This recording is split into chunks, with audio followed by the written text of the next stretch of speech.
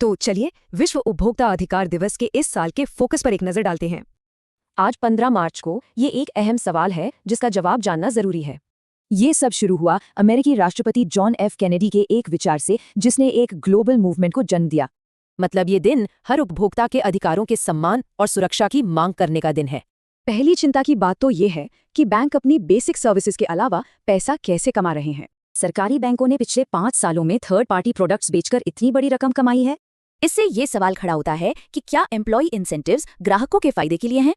और जब minimum balance penalty की बात आती है तो प्राइवेट बैंकों ने सरकारी बैंकों से कहीं ज्यादा पैसे वसूले।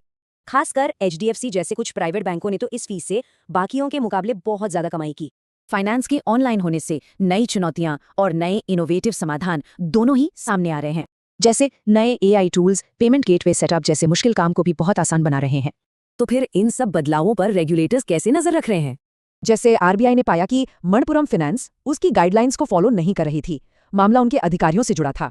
कंपनी ने अपना वेरिएबल पे एक साथ दे दिया, जबकि नियमों के हिसाब से उसे टालना था। और इसी नॉन कंप्लायंस के लिए कंपनी पर जुर्माना लगाया गया जो रेगुलेटरी एक्शन को दिखाता है।